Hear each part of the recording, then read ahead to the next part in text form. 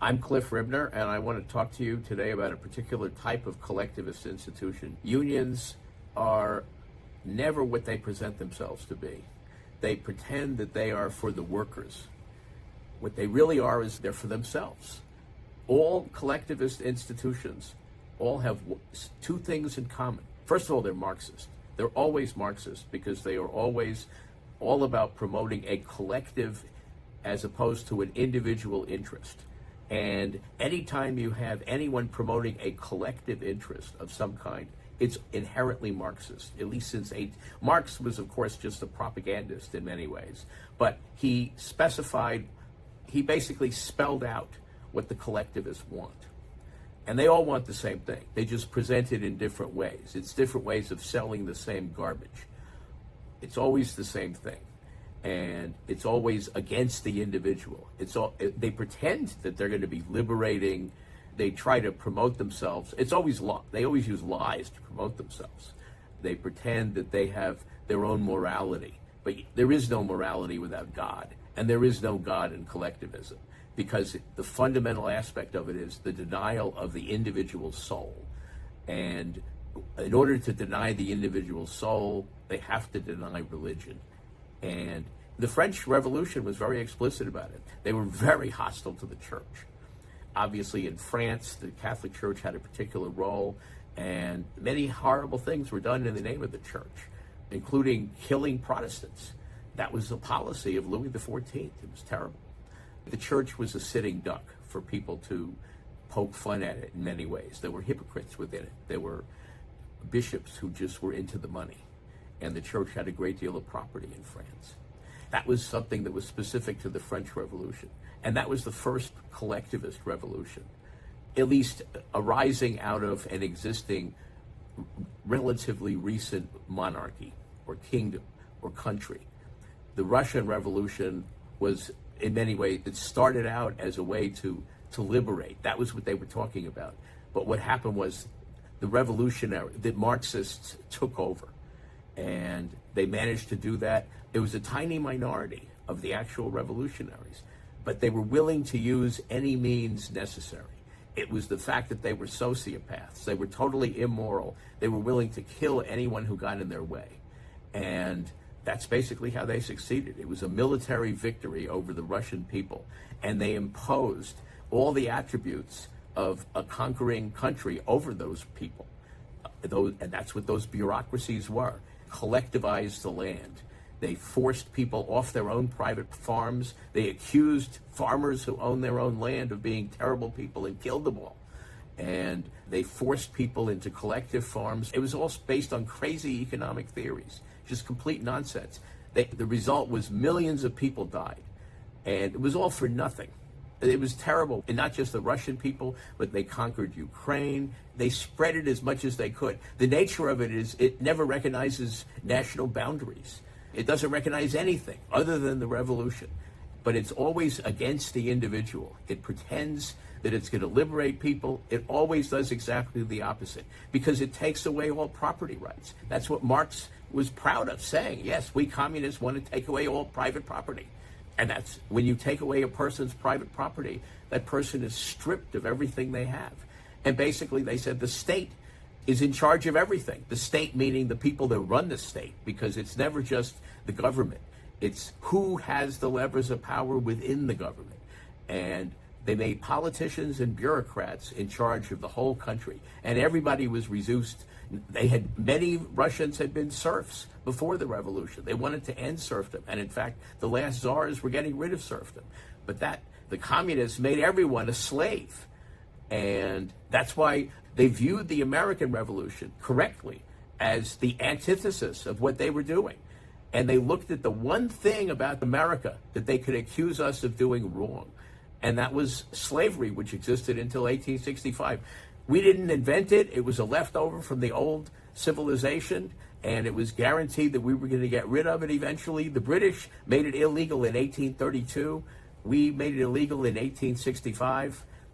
And by the way, no other countries had ever done that before in history. Slavery had existed forever. But we did have it, and it happened that most of the slaves were black. There were white slaves also, and there were blacks who owned slaves.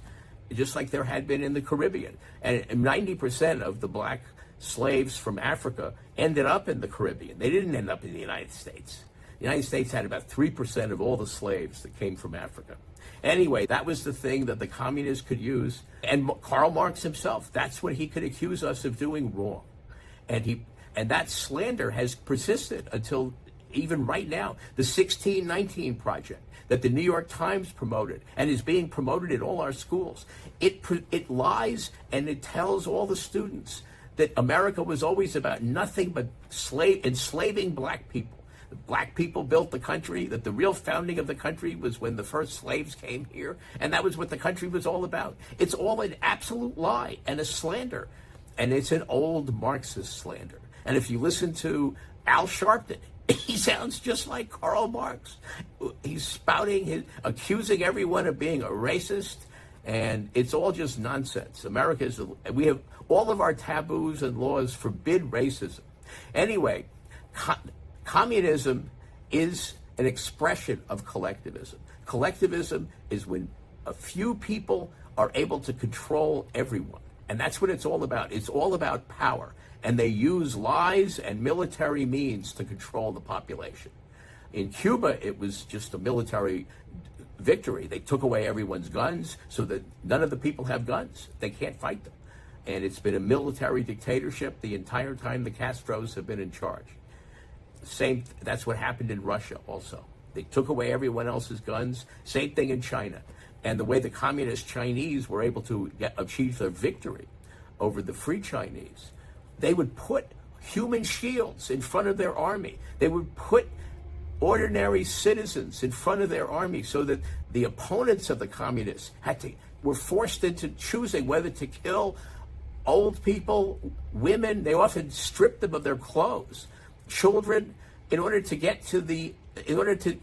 kill the communist army. It was terrible. That's how they were able to win. Every place that they were able to get a victory, they conquered the people, and it was absolute control. And they were always willing to use any means, pretending that they were liberating everybody, doing exactly the opposite. And every communist movement in every country always calls itself a liberation front. Anyway, unions claim to do the same thing. They claim that they're helping the workers. And what it really is, the union has its own communist interests. And when the union takes over, they use the members of the union. They get dues from them. And they use those dues to promote communist causes. They've always done this. Now, it happens that the union movement in America was able to succeed because of a unique circumstance originally. Originally, it was against the law. It was just, the unions weren't legal, really, until the Wagner Act was passed in I think it was 1933. It was under the Roosevelt administration. It legalized unions, because what unions do is they interfere between the employee and the employer. It's called, every state has a tort that makes that illegal. The union could be sued by everybody involved in that normally for tortious interference with contract. And the Wagner Act changed that. It's also a violation of antitrust laws.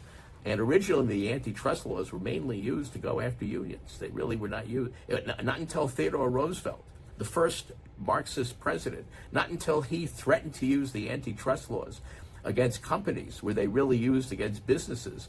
And by doing that, he caused the Panic of 1906. I think it's called the Panic of 1907. It actually began in 1906.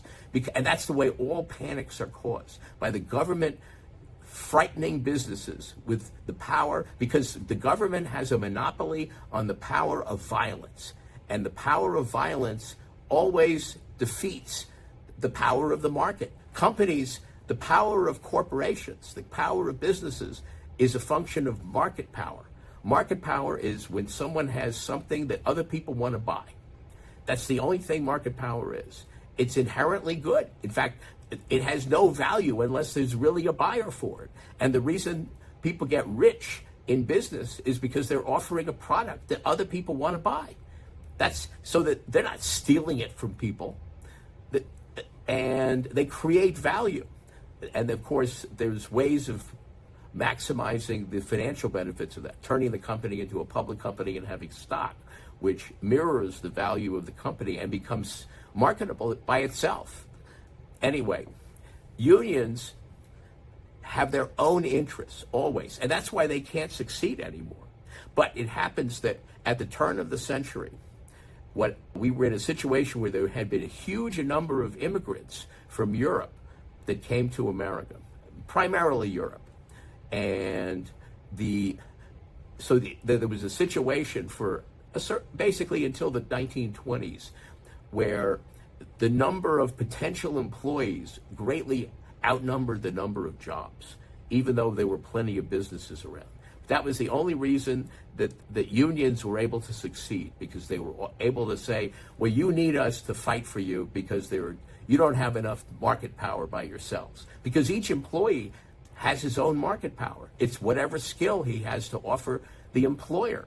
And the employer has his market power of what he's willing to pay for it. That's his market power vis-a-vis the employee.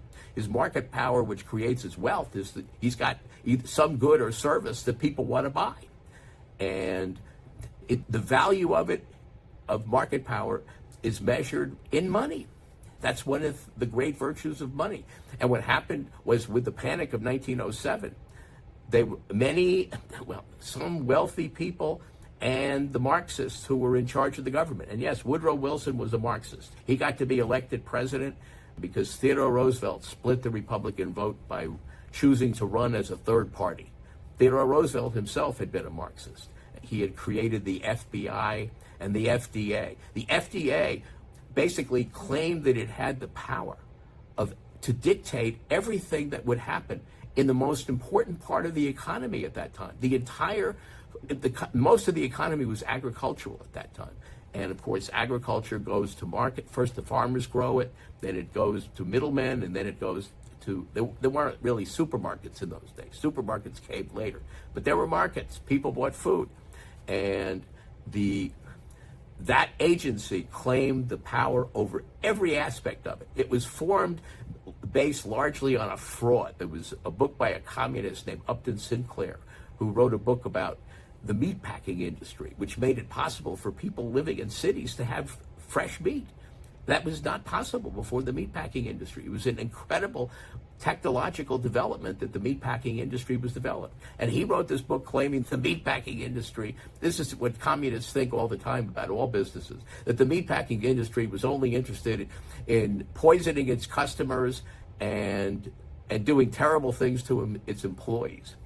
Anyway, that was the pretext for forming the FDA, which we still have today, and which makes drugs fantastically expensive, because you can't sell a drug unless it gets approved by the FDA.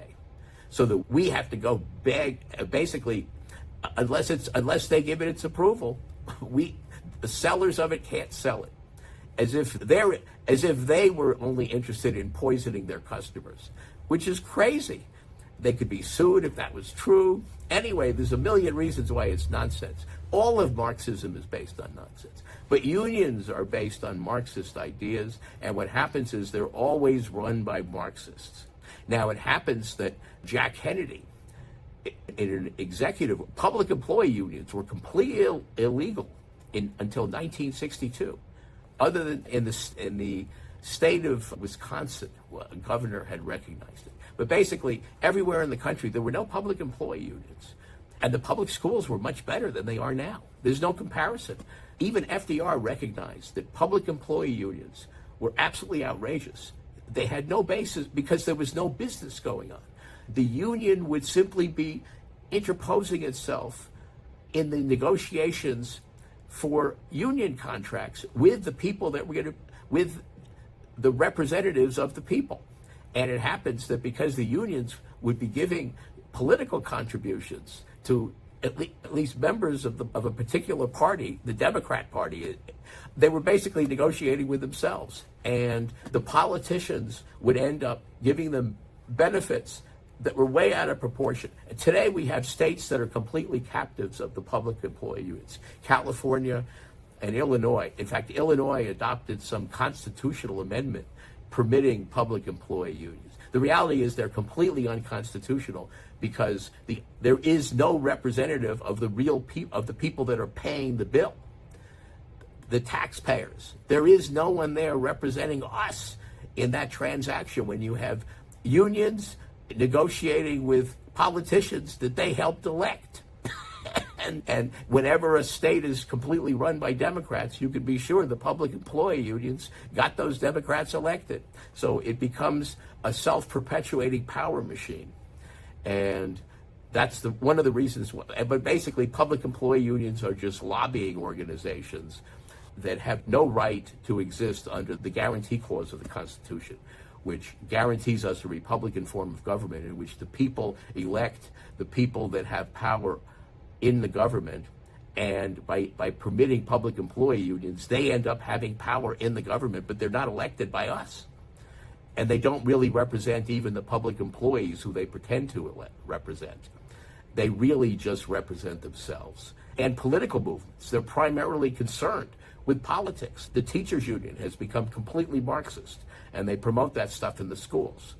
And that's just the most obvious example. In the federal government, the employees, first of all, there's more than there should be, because that's what the union wants to get, as many public employees as possible. So they negotiate with politicians who create these agencies that employ all these people. And then these agencies are given power over the rest of us. So there's all these, and it's basically a perpetual motion machine, because the public employees have rights. They can't be fired without going through union rights. In New York City, they have rubber rooms because it's so expensive to fire a teacher that's bad. Even if the teacher is doing terrible things in the classroom and everyone knows it, it's so expensive to go through the legal process of getting rid of it that they don't put them into the class anymore, but they still pay them, and they get their pensions when they retire. And they call it rubber rooms where they go, where they do nothing but sit around and just play with themselves. And they get their salary because the union has gotten these contracts with politicians that they control, and it completely disforms the entire government. It ruins the Republican aspects of the government.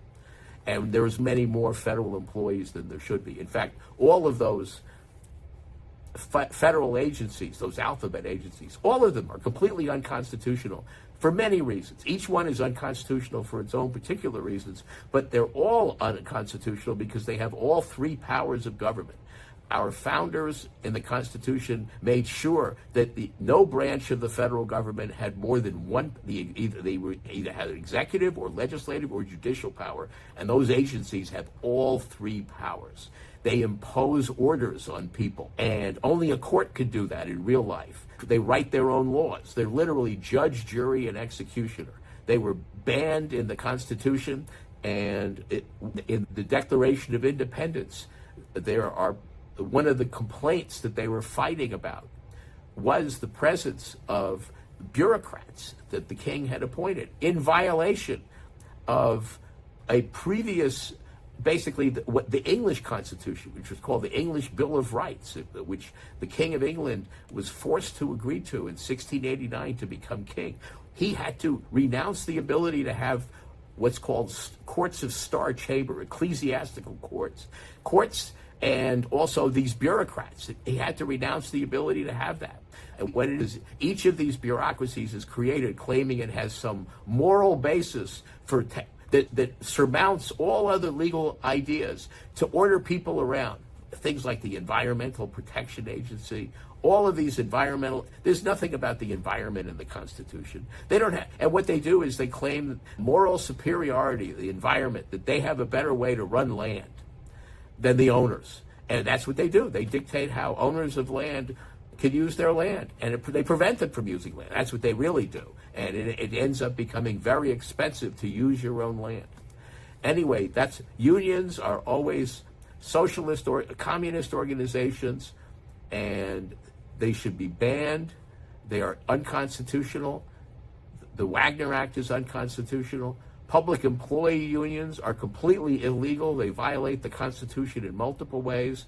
And each of those administrative agencies is unconstitutional.